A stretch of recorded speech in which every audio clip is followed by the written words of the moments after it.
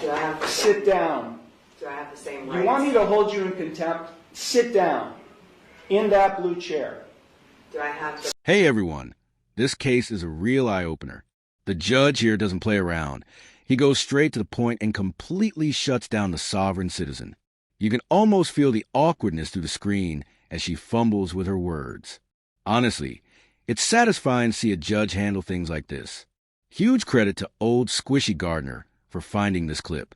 What do you guys think? Are sovereign citizens hilarious to watch? Or do they just get on your nerves? For me, it's a mix of both. Let's check out this fiery exchange. Ma'am. I'm sorry. I'm just trying to get my stuff situated so it's ready here.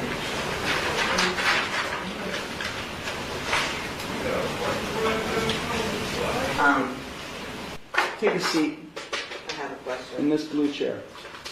Do I have to? Sit down. Do I have the same rights? You want me to hold you in contempt? Sit down. In that blue chair. Do I have to? Sit down. There. One more time. Sit down.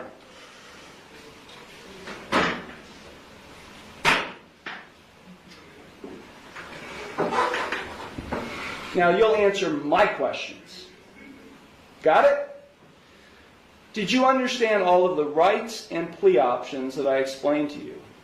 No, I do not understand. Okay. Then I will enter no plea to the charges I filed against you. Well, let me just explain to you. You are charged, and I do have a signature on the citation which shows you've been served. You are charged with one count of no operator's license, a minor misdemeanor subject to a maximum fine of $150 plus court costs. You also are charged with one count of expired plates, also a minor misdemeanor subject to a maximum fine of $150 in court costs. I will enter no plea to these charges against you. You already have a pending. You already have a pending. I object. What do you object, Ms. Ma'am? Because I did not enter that plea. Okay, so you tell me how you would like to plead: guilty, not guilty, or no contest. I'm not. First, I have to correct the standing, which is I am not the ens legis non begetter. I am the authorized agent to the decedent estate. I am coming in here as the settler, and I want to settle this case. I have sent in a paper that is my declaration and affidavit of what I want to do, which is to settle the case. I am willing to surrender the person to the court for mutual consideration. I do not want to continue doing this. I don't have anything to do with this. That paper that I signed, which is the summons, is signed v coatis, which is void contract, and I reserved all of my rights on there. So, is the court willing to give me mutual consideration today or not? I will enter no plea on your behalf to these charges. I've given you 3 plea options to plead. No, I do not recognize anyone in this court. Okay, well, I don't recognize you or the bailiff or anybody else in this court. I do not understand. I will set this case for a bench trial, and we'll get this set. I have the right to a trial by jury. Okay, no you don't, not in this case. Yes. Now these are not jailable offenses, ma'am. You don't have a right to a trial by jury in this case. You already have a jury trial scheduled in another case, but then because you're facing jail time in that case. But in this case, you're not facing jail time, only a fine and court costs. Anything that is above $25 in a court of law has the right to a jury by trial, which is involuntary. Involuntary can't be violated, basically. Now, here's where it gets interesting. The sovereign citizen demands a jury trial. But here's the truth. The Sixth Amendment only promises a jury when you're facing jail time in a criminal case.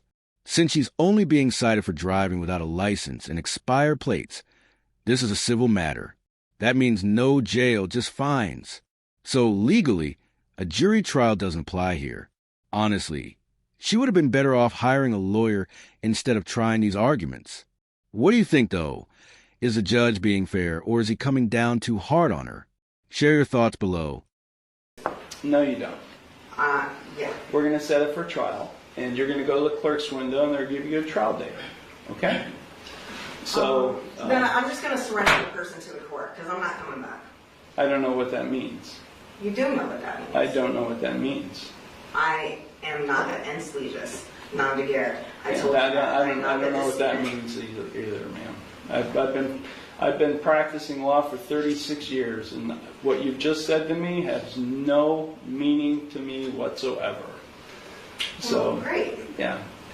So Ma'am, if you don't leave the courtroom, and if you don't go to the clerk's window to get a trial date, I'll have you arrested and hold you in contempt of court. With what contract?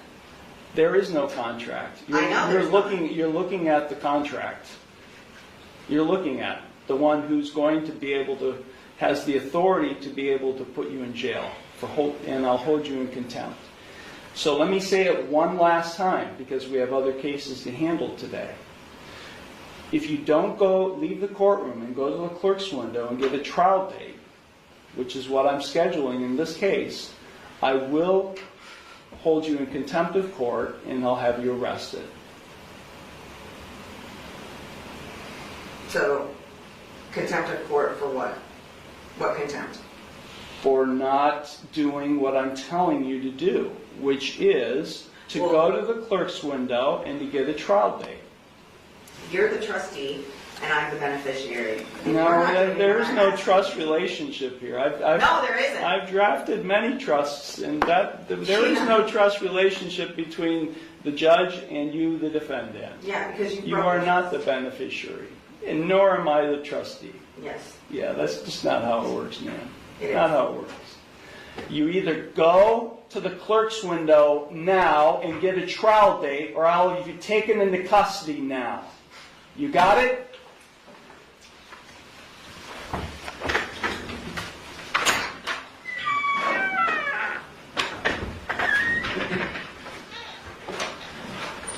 Once again, thanks to old Squishy Gardner for sharing this clip. It was a fun one to watch. Personally, I think the judge nailed it. We need more judges who aren't afraid to call out nonsense and keep control in the courtroom. This woman barely had a chance to keep talking, and that's how it should be when someone is just throwing out fake legal claims.